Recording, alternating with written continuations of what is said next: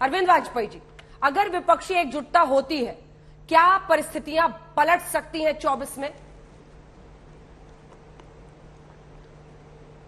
अगर मगर क्या होता है, जब उनको ही कॉन्फिडेंस नहीं है, वो सब कह रहे हैं बार बार प्रयास कर रहे हैं, कोशिश करेंगे। अच्छा एक बात बताइए, विपक्षी एकता मान लो हो भी जाए तो उससे क्या बनने वाला है?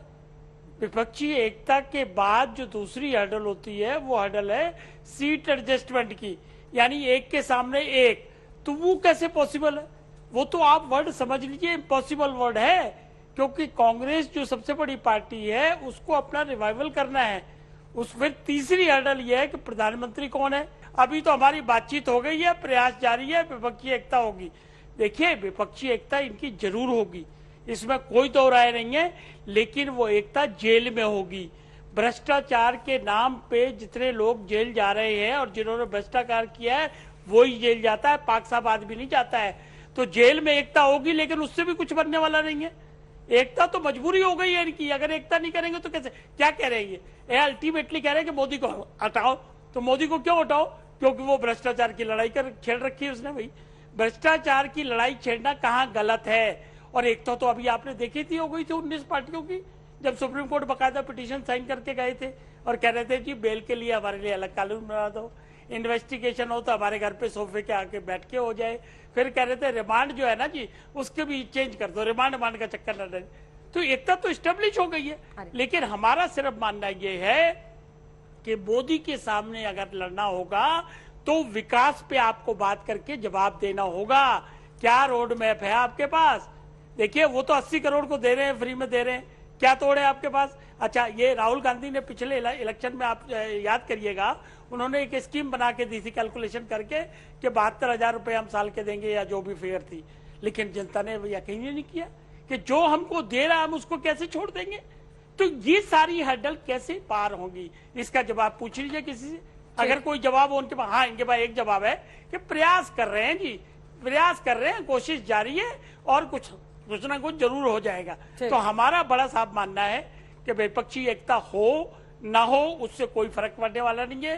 मोदी की जो नीतियां चल रही हैं, जो विकास के काम किए वो गिनाएंगे और जनता उनके पक्ष में खड़ी है और जनता उनको 2024 में फिर दोबारा। विनोद अग्निहोत्री जी एक कमेंट आपसे लेने के बाद, जी एक कमेंट लेने के बाद आगे बढ़ूंगी। लीडर नहीं डिक्लेयर करेंगे, लेकिन हम अपने अपने दम पर मोदी सरकार के खिलाफ चुनाव लड़ेंगे और फिर सरकार बनाने की हमारी नौबत आएगी। इस दावे में कितना दम है विपक्षी नेताओं के, और क्या ये मुमकिन हो पाएगा? नहीं देखिए, विपक्षी एकता में भी कई सारे पेंच हैं और अभी शुरुआत हुई है, जैसा कि राजीव रंजन भी कह रहे हैं, आलोक जी कह रहे हैं, लेकिन पेंच बहुत है, इनको सुलझाना आसान नहीं है। कैसे सुलझेंगे आने वाले दिनों में पता लगेगा। कांग्रेस का परफॉर्मेंस क्या होता है स्टेट इलेक्शंस में, इससे उसकी हैसियत भी तय होगी।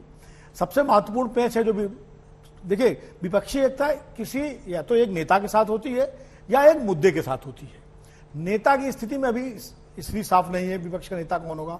मुद्दा जो है, कौन सा ऐसा मुद्दा है जो नरेंद्र मोदी की सरकार के खिलाफ विपक्ष को गोलबंद करे। 77 में विपक्षी एकता इंदिरा गांधी की तानाशाही के खिलाफ हुई थी, लोकतंत्र का एक बड़ा मुद्दा था। 89 में जो है, जो बोफोर्स का भ्रष्टाचार था वो एक बड़ा मुद्दा बना और तब विपक्षी दल एक साथ हुए। इसी तरह 2004 में इंडिया शाइनिंग एक मुद्दा बना, उसके खिलाफ विपक्षी एकता हुई। तो विपक्षी एकता चाहे वो कांग्रेस के खिलाफ रही हो या बीजेपी के खिलाफ हो, एक बड़ा मुद्दा जरूरी है। अब आज अभी मुद्दों को लेकर के विपक्ष के बीच में थोड़ा सा मतिभ्रम की स्थिति होने लगी है। जैसे डिग्री वाले मुद्दे पर शरद पवार जी कुछ दाएं बाएं कर रहे हैं या अडानी वाले मुद्दे पर, लेकिन मोटे मोटे तौर पर अभी विपक्ष की एक फौरी एकता बनी है, लेकिन चुनावी एकता नहीं बनी है। ये अभी लंबी दूरी तय करनी है। और सबसे महत्वपूर्ण बात जो है वो ये है कि 1-on-1 चुनाव लड़ने वाली जहां तक बात है, तो 3-4 राज्यों में स्थिति विकट है। बंगाल में, दिल्ली में, पंजाब में, तेलंगाना में और आंध्र प्रदेश में। ये वो राज्य हैं जहां कांग्रेस को के साथ, बाकी देखिए एनसीपी, शिवसेना, महाराष्ट्र में कोई दिक्कत नहीं है, बिहार में कोई दिक्कत नहीं है, झारखंड में दिक्कत नहीं है, तमिलनाडु में दिक्कत नहीं है। इन राज्यों में इनके गठबंधन इंटैक्ट है। लेकिन अभी जो दल बाहर हैं, उत्तर प्रदेश में समाजवादी पार्टी की क्या स्थिति होगी, ये स्पष्टता अभी नहीं है। ये नीतीश कुमार जी जो इस वक्त सबसे वरिष्ठ नेता है, उनको इस वक्त 2 रोल निभाने हैं, चौधरी देवीलाल का भी और हरिकिशन सिंह सुरजीत का भी। और तब वो एक घाट पर पानी अगर सबको पिला पाने में कामयाब हुए तो फिर तस्वीर आगे बढ़ेगी। बड़ा मुद्दा वो कह रहे हैं, एक मुद्दे पर तो प्रेम शुक्ला जी पूरा विपक्ष एक ही बात कहता है जी कि आप लोग एजेंसियों का दुरुपयोग कर रहे हैं, संस्थाओं का भगवाकरण, जैसा कि राजीव रंजन जी ने कह दिया, और लोकतंत्र कमजोर हो रहा है इस देश में। ये तो इशू सब उठा रहे हैं। देखिए, राजीव रंजन की जी के साथ जो संकट है कि हमें 2015 तक, 2012 से 2015 तक हम भगवाकरण कर रहे थे, हम अलोकतांत्रिक थे, असंवैधानिक थे। 2017 से लेकर 2022 तक फिर हम अच्छे हो गए, अब 2022 से फिर हम बुरे हो गए। तो इस तरह की बातों को जनता भली भांति पहचानती है, जानती है कि सत्ता लोलुपता का जो गठबंधन है, उस गठबंधन को लोग भली भांति पहचानते हैं। और भारतीय जनता पार्टी ने निश्चय कर रखा है कि हमको अपने मत प्रतिशत को 50% से अधिक लक्ष्य रखना है, ताकि सारे लोग एक हो जाए। हमें क्या है, हम विपक्षी एकता को बिखराने के लिए हम क्यों समय नष्ट करें? हम अपनी शक्ति को कैसे सांगठनिक बेहतर कर सकते हैं, हम अपनी नीतियों कार्यक्रमों का क्रियान्वयन कैसे बेहतर कर सकते हैं, हम अपनी बातों को जनता तक पहुंचा कैसे बेहतर सकते हैं।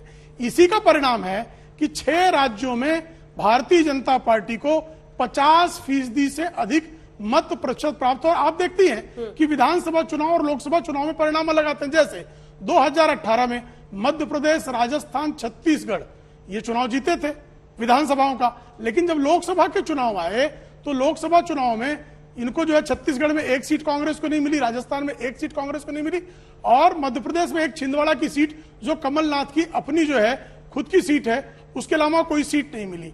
तो भारतीय जनता पार्टी इसी तरह आप देखेंगे 2013 में हम कर्नाटक में बुरी तरह हारे थे क्योंकि येदियुरप्पा हमारी पार्टी में नहीं थे। लेकिन जब 2014 का परिणाम आया लोकसभा का, तो हम कर्नाटक में भारी जीत की तरफ थे, बड़ी जीत हमने हासिल की थी। तो आदरणीय नरेंद्र मोदी जी के नेतृत्व की जो लोकप्रियता है, हमारा जो कार्यक्रम को स्वीकारता जो है, उसको जनता स्वीकार रही है। अब विपक्षी जो हमारा गुणगान करेंगे, ये तो हमारी अपेक्षा ही नहीं है।